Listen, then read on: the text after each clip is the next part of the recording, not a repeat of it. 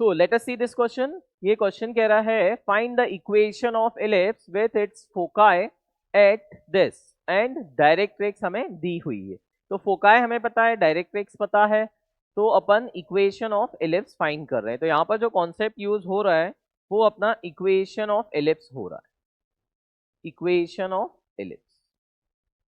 और equation of ellipse में भी फोकाई का जो मिड पॉइंट होगा वो सेंटर हो जाएगा 0 0, और डायरेक्ट्रिक्स क्या है, पैरेलल टू वाई एक्सिस। तो इक्वेशन भी अपनी स्टैंडर्ड वाली यूज होगी, that is X square by A square plus Y square by B square equals to 1। तो अपन प्लॉटिंग कर लेते हैं सारी चीजों की और फिर इक्वेशन फाइंड करते हैं। तो ये अपनी एक्स एक्सिस हो गई, ये अपनी वाई एक्सिस हो गई, और क्या दिया है, एक तो फोकस दिया है +4,0 और एक दिया है -4,0। मतलब जो एक्स एक्सिस है वही अपनी क्या हो गई, मेजर एक्सिस। तो इलिप्स जो बनेगा वो ऐसा कुछ बनेगा, इलिप्स जो बनेगा वो ऐसा कुछ बनेगा। ऐसा कुछ इलिप्स बन गया।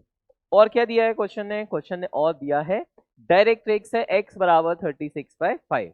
तो ये जो डायरेक्ट्रिक्स बनेगी वो ऐसी कुछ बनेगी, x बराबर 36/5।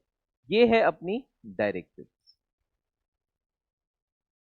जिसकी इक्वेशन है x बराबर 36/5। और फोकस तो पता ही है अपने को, और सेंटर क्या हो जाएगा यहाँ पर 0,0।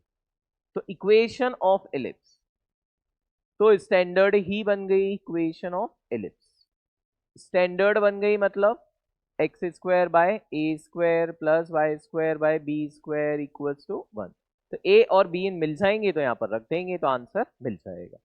सो ए की तरफ ए और बी की कैलकुलेशन करते हैं। तो हमें ये दिया है 2AE distance between focus, distance between foci,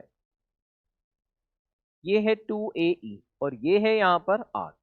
तो AE की वैल्यू हो गई 4, AE की वैल्यू हो गई 4। मान लेते हैं ये वाली जो इक्वेशन है, ये वाली जो कंडीशन है, वो इसको अपन 1 नाम दे देते। क्या नाम दे दें, 1। सेकेंड, डायरेक्ट्रिक्स की जो इक्वेशन है वो इसमें x बराबर a/e होती है, और हमें यहाँ पर क्या दी है, x बराबर 36/5। तो a/e ये किसके बराबर हो गया, 36/5 के बराबर। ये भी अपने पास a और e में एक कंडीशन आ गई सिंपल सी, ये भी अपने पास एक a और e में कंडीशन आ गई। इसको अपन नाम दे देते हैं सेकेंड। क्या नाम दे दें, सेकेंड। तो एक काम कर सकते हैं क्या, इसका और इसका मल्टीप्लाई कर दें, तो e और e तो कैंसिल हो जाएगा, मल्टीप्लाई और डिवाइड से a स्क्वायर डायरेक्ट मिल जाएगा। तो ऐसे ही करते हैं अपन, इक्वेशन 1 और 2 का मल्टीप्लाई करते हैं। तो मल्टीप्लाई इक्वेशन 1 एंड इक्वेशन 2। तो AE इसका अपने पास वैल्यू आया है 4, AE इसका अपने पास वैल्यू आया है 4, और a/e आया है 36/5। सो a/e 36/5 मल्टीप्लाई किया तो a स्क्वायर आ गया 36 इंटू 4/5, ऐसा। ठीक है, नौ a स्क्वायर आ गया, तो a आ गया अपने पास कितना, 6 इंटू 2/√5। तो a आ गया अपने पास 12/√5। फ्रॉम इक्वेशन वन क्या थी, AE बराबर 4, या AE बराबर 4 अपन डायरेक्ट b स्क्वायर निकाल लेते हैं। a पता है, AE पता है, तो b स्क्वायर जो होगा वो हो जाएगा a स्क्वायर माइनस AE का होल स्क्वायर। तो b स्क्वायर हो जाएगा a स्क्वायर, मतलब ये 36 इंटू 4/5 माइनस AE मतलब 4 का स्क्वायर, सो 4 का स्क्वायर। सो ये हो गया b स्क्वायर 36 इंटू 4/5 माइनस 16, ऐसा कुछ। सो ये हो गया कितना हो गया, 36 इंटू 4 144, और माइनस 16 इंटू 5 80/5। तो ये 144 में से 80 सब्ट्रैक्ट कर दें तो कितना आ जाएगा, ये 144 माइनस 80।